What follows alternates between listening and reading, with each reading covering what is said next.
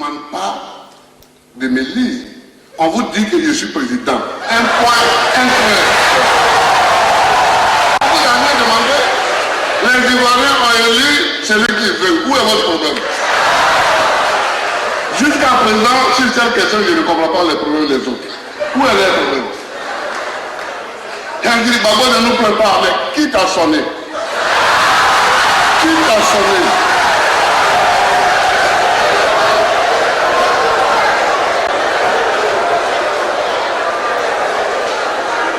Les Ivoiriens qui sont concernés m'ont élu. Où est votre problème? Mais vraiment, ça c'est une grande question sur laquelle il faudra peut-être que vous planchiez, ou bien sur laquelle on va faire des colloques. Mais où est le problème des autres? Quand ils élisent leur président, moi j'ai envoyé un message de félicitations. Je n'ai jamais rien dit sur les pratiques d'un chef d'État voisin ou lointain.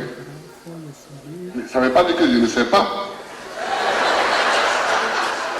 Mais je pense que pour que les États vivent tranquillement, sereinement, il ne faut rien dire. Donc je ne dis rien. Moi, non seulement je n'ai rien fait et ils disent que j'ai fait des choses que je n'ai pas faites, mais ils parlent de quoi? Et puis ils parlent pourquoi? Ils parlent pourquoi? Dites-leur que ce n'est pas leur problème si je suis élu. C'est tout. Donc, ils ont essayé tout ça. Mais en plus de ça, c'était appuyé par des faits de violence. Pour citer les plus significatifs, le 7 et 8 janvier 2001, ils ont tenté un premier coup d'État. Ils ont même pris la radio, ils ont pris la télévision. 7 et 8 janvier 2001. Nous les avons chassés de là. Et la tentative de 2002, c'est la seconde. Alors, certains disent oui, les rebelles descendaient du nord et les Français les ont arrêtés au centre. C'est pas vrai. Hein? Ils ont attaqué d'abord Abidjan. Ils ont concentré le plus gros de leurs forces à Abidjan. À Abidjan, ils ont attaqué la BAE, la brigade anti-émeute. Ils ont attaqué la gendarmerie d'Aban. Ils ont attaqué le camp de gendarmerie. Ils ont bloqué la route du camp militaire d'Akwedo. Nos soldats se sont battus et les ont chassés d'Abidjan. C'est ça que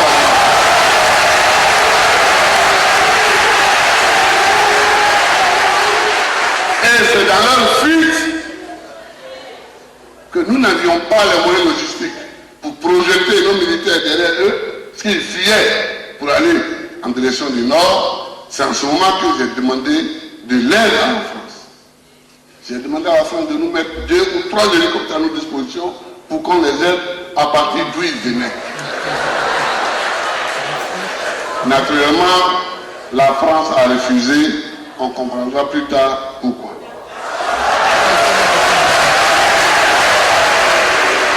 Donc, ils ont attaqué. Ce coup d'État a échoué donc, puisqu'ils ont été repoussés. Jusqu'à la fin de la médiation et à Lomé, il y avait une nature de cette attaque que je vais vous expliquer. Dès qu'ils ont attaqué, la CEDEAO a convoqué une réunion à Accra, ce qu'on a appelé Accra 1. On a discuté, les chefs d'État ont manifesté leur solidarité. On a pris une très belle résolution, la plus belle d'ailleurs depuis que cette crise existe. La plus belle sur papier. Et on a créé un comité de médiation qu'on a confié au président Yadema. Mais jusque-là, il s'agissait, on considérait qu'il y avait des rebelles contre l'État de Côte d'Ivoire. Et que ces rebelles-là, il fallait les convaincre pour qu'ils déposent les armes et qu'ils partent. Accra 1 et Lomé, c'était le sens. Donc l'État que je représente, a envoyé une délégation conduite par le président du Conseil économique et social de la Folgo, comprenant tous les partis qui étaient au gouvernement. Cette médiation, on ne l'a pas laissée aller jusqu'à son terme. Pendant qu'elle se déroulait, on a convoqué Marcoussi. À partir de Marcoussi, la nature du conflit a été changée par les négociants. On n'a plus considéré l'État de Côte d'Ivoire. On a convoqué des partis politiques à Marcoussi. Et on leur a demandé de signer une déclaration. Moi-même, j'ai connaissance de ce document une fois que je suis arrivé à Paris pour la réunion du Club Vert. J'ai été mis devant le fait accompli. Mais je ne suis pas un pleureur, je ne pleure pas. Mais j'ai regardé le papier. Le contenu était simple. Bako, pour le moment, tu vas rester là, mais donne ton pouvoir à quelqu'un que nous te désignons, et puis petit à petit, on va te pousser à la porte, et après, tu partiras, et puis celui que nous attendons viendra s'installer. Mais moi, je ne ferai pas ça.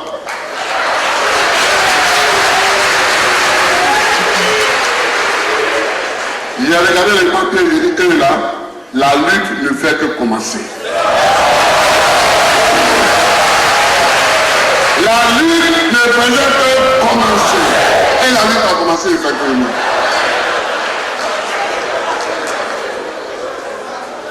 Et petit à petit, les poissons nageurs dont on ne voyait que les écailles, on a découvert leur visage au fur et à mesure.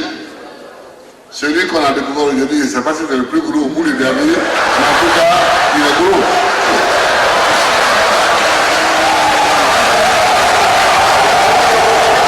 Les amis, vous avez entendu, vous avez vu le guide président Laurent Gbagbo. Il nous avait déjà prévenu que Dramane Ouattara, c'est le plus gros.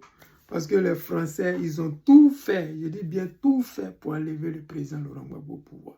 Le problème, ce n'était pas le président Laurent Gbagbo, ce sont les méthodes, les idées du président Gbagbo Laurent qu'il mettait en place qui n'arrangeaient pas la France. Pour la France, n'importe qui était bien pour le poste de président en Côte d'Ivoire. Parce qu'ils n'ont pas de respect pour nous, les Ivoiriens, et à plus forte raison pour les Africains.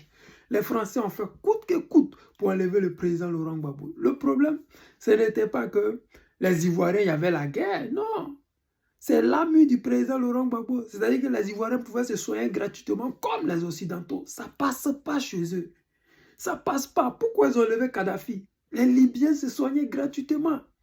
Ils ne veulent pas que les Noirs, les Africains puissent avoir les mêmes privilèges que les Occidentaux. Ils ont détruit la Libye aujourd'hui, là. Vous entendez les Occidentaux dire qu'il n'y a pas de démocratie là-bas? Mais actuellement où je vous parle, on vend les gens là-bas. Les Libyens ne mangent plus à leur faim. Le pétrole ne leur sert plus à rien. Et c'est la même chose qu'ils ont fait avec le guide président Gbagbo Laurent. Il fallait coûte que coûte l'enlever du pouvoir parce que ces idées-là dérangeaient. La décentralisation. Donc Dramane Ouattara avait parlé quand il est arrivé au pouvoir. Il ne l'a pas fait parce que ça n'arrange pas les Occidentaux. La décentralisation envoie le développement. Quand on est concentré dans une seule ville, mais pour détruire cette ville-là, c'est rien du tout. C'était la même chose. Ils ont détruit Tripoli, c'est fini. La Libye est finie. Alors que quand il y a la décentralisation d'un pays, c'est compliqué. Pourquoi ils ont du mal à faire coup d'État à Paul Biya? Paul Biya a divisé le Cameroun, man. Il y a Yaoundé et puis il y a Douala. C'est-à-dire que les pouvoirs sont séparés. Comment vous allez faire coup d'État à quelqu'un quand il est loin de chez vous? Imaginez un instant que le palais présidentiel que le président Gbagbo Laurent voulait construire à Yamoussoukro, il avait terminé et que le pouvoir avait déménagé à Yamoussoukro. Est-ce que la France allait pouvoir quitter Abidjan, les bases françaises avec les hélicoptères et ne pas se faire abattre en route? se faire stopper par les Ivoiriens ou même par les alliés. Non, le palais présidentiel est collé à l'ambassade. Le 43e Bima est à peut-être 5 minutes d'hélicoptère ou 2 minutes d'hélicoptère de la base présidentielle. Non, du palais présidentiel. Donc c'était facile pour eux. Et c'est pour cela qu'ils ne veulent pas que nous ayons à Yamoussoukro. Mais, les amis, on va le faire en 2025. La souffrance des Ivoiriens. C'est aujourd'hui qu'on se rend compte que le président Gbagbo Laurent se battait pour un futur meilleur pour les Ivoiriens. Aujourd'hui, le mouton du RHDP, qu'est-ce que Gbagbo a fait? Voici un peu de ce que les gens ont fait contre lui pour l'empêcher de gouverner. Voici un peu 1% de tous ces marmailles qu'ils ont mis sur pied pour l'empêcher de gouverner. Les amis, je ne vais pas être long, c'est le président Lota, l'ami des dirigeants qui se respectent.